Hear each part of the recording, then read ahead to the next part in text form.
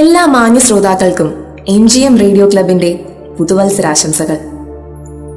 91ാമത് ശിവഗിരി തീർത്ഥാടന മഹാമഹത്തോടനുബന്ധിച്ച് 2023 ഡിസംബർ 29 മാറുന്ന വിദ്യാഭ്യാസം ഒരു വിചിന്തനം എന്ന വിഷയത്തിൽ ശിവഗിരി ഹൈസ്കൂൾ ആദ്യകാല വിദ്യാർത്ഥിയും Varkala Airoor MGM model school, Mayyanad KPM model school, Poorna printing and publications എന്നിവയുടെ സ്ഥാപകനുമായ ഡോക്ടർ PK സുകുമാരൻ സാർ അവതരിപ്പിച്ച പ്രഭാഷണത്തിലെ ഏതാനും ഭാഗങ്ങൾ ദേവയാഗ നിങ്ങൾക്കായി അവതരിപ്പിക്കുന്നു.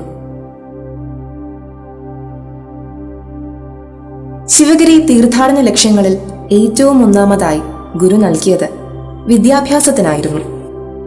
മാറ്റം എല്ലാ രംഗത്തും വന്നുകൊണ്ടേയിരിക്കും.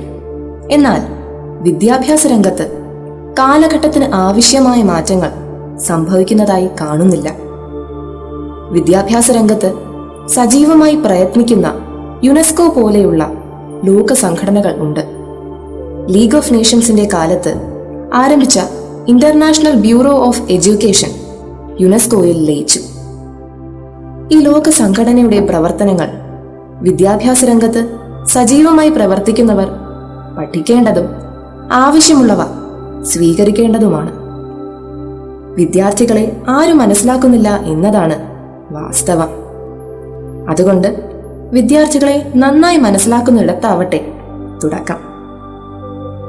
വിദ്യാഭ്യാസം പാഠപുസ്തക പ്രാധാന്യമല്ലാതാക്കുക, വിദ്യാർത്ഥികളുടെ കൂട്ടായ ചർച്ചയ്ക്ക് അവസരമൊരുക്കുക.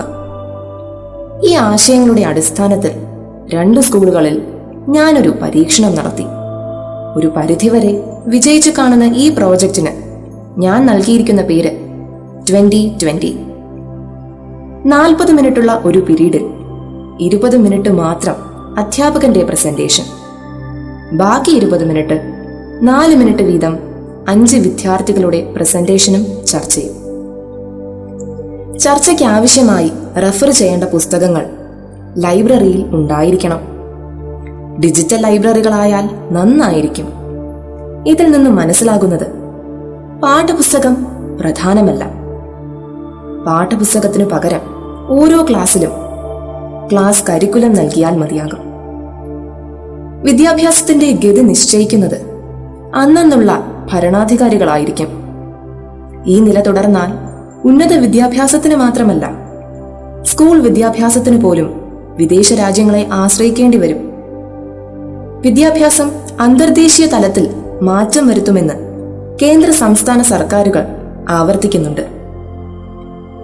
വിദ്യാഭ്യാസ മേഖലയിൽ ആർട്ടിഫിഷ്യൽ ഇന്റലിജൻസ് അഥവാ നിർമ്മിത ബുദ്ധിയുടെ സ്വാധീനം വർദ്ധിച്ചു കാണുന്നു. അമേരിക്കൻ കമ്പ്യൂട്ടർ ശാസ്ത്രജ്ഞനായ ജോൺ മക്കാർത്തിയാണ് ആർട്ടിഫിഷ്യൽ ഇന്റലിജൻസ് അഥവാ നിർമ്മിത ബുദ്ധിയുടെ പിതാവ്. കമ്പ്യൂട്ടറിന് എങ്ങനെ ചിന്തിക്കാനുള്ള കഴിവ് നൽകാം എന്ന ചിന്തയിൽ നിന്നാണ് നിർമ്മിത ബുദ്ധിയുടെ തുടക്കം. വിദ്യാഭ്യാസ രംഗം ഉൾപ്പെടെ നമ്മുടെ സമൂഹത്തിന്റെ വിവിധ വശങ്ങളെ നിർമ്മിത ബുദ്ധി അതിവേഗം മാറ്റിമറിച്ചുകൊണ്ടിരിക്കുന്നു. വിഷയങ്ങളെ അതിവേഗം അപഗ്രഥനം ചെയ്യാനും തീരുമാനങ്ങൾ എടുക്കാനും നിർമ്മിത ബുദ്ധി സാങ്കേതിക വിദ്യയിലൂടെ കഴിയുന്നു. പഠന പ്രക്രിയ എളുപ്പത്തിലാക്കാൻ ChatGPT, DALL-E പോലെയുള്ള നിർമ്മിത ബുദ്ധി വിദ്യാർത്ഥികൾ വ്യാപകമായി ഉപയോഗിക്കുന്നു. ഓരോ പൂവിനും അതിൻ്റെതായ സുഗന്ധം ഉണ്ടെന്നതുപോലെ ഓരോ വിദ്യാർത്ഥിക്കും അവരവരുടേതായ പഠനശൈലിയും കഴിവുകളുമുണ്ട്. അത് തിരിച്ചറിഞ്ഞ് അവർക്ക് അനുയോജ്യമായ പഠനപാതകൾ രൂപകൽപ്പന ചെയ്യാനും നിർമ്മിത ബുദ്ധി സഹായിക്കുന്നു. വിദ്യാർത്ഥിയുടെ പഠന നിലവാരത്തെക്കുറിച്ചും എന്താണ് മെച്ചപ്പെടുത്തേണ്ടത് എന്നതിനെക്കുറിച്ചും നിർമ്മിത ബുദ്ധി നമുക്ക് വിവരങ്ങൾ നൽകുന്നു. നിർമ്മിത ബുദ്ധിക്ക് പരിമിതികൾ പലതുണ്ട്. പഠനത്തിന്റെയും അധ്യാപനത്തിന്റെയും സങ്കീർണതയും വൈവിധ്യവും ഉൾക്കൊള്ളാൻ നിർമ്മിത ബുദ്ധിക്ക് അത്ര എളുപ്പം കഴിഞ്ഞെന്നു വരില്ല. നിർമ്മിത ബുദ്ധിയുടെ വരവോടെ ചില ജോലികൾ മാറ്റി സ്ഥാപിക്കപ്പെടാനും ചില മേഖലകളിൽ തൊഴിൽ സാധ്യതകളെ ഇല്ലാതാക്കാനും കഴിയും. അധ്യാപകർക്ക് പകരമായി കമ്പ്യൂട്ടർ വിദ്യാഭ്യാസത്തിൽ ഇടം നേടുമ്പോൾ പഠനം വിരസമാകും. അധ്യാപകരുടെ സ്നേഹവും പിന്തുണയുമില്ലാതെയുള്ള പഠനാന്തരീക്ഷം കുട്ടികളുടെ സാമൂഹിക വൈകാരിക വികാസത്തിന് തടസ്സമുണ്ടാക്കും. വിദ്യാർത്ഥികളുടെ സർഗാത്മകതയും സ്വതന്ത്ര ചിന്തയും മങ്ങി ഫലിതവും ചിന്താശേഷിയും ഇല്ലാത്ത ഒരു ചട്ടക്കൂട്ടിൽ തളയ്ക്കപ്പെടും. നിർമ്മിത ബുദ്ധി വിദ്യാഭ്യാസ മേഖലയ്ക്ക് അനവധി സാധ്യതകൾ നൽകുന്നുവെങ്കിലും അതിന്റെ ഗുണങ്ങളും ദോഷങ്ങളും വിലയിരുത്തപ്പെടേണ്ടതാണ്. മാറുന്ന വിദ്യാഭ്യാസത്തെ സംബന്ധിച്ചുള്ള എൻ്റെ കാഴ്ചപ്പാടുകൾ അവതരിപ്പിച്ചുകൊണ്ട് ഉപസംഹരിക്കുന്നു. നന്ദി.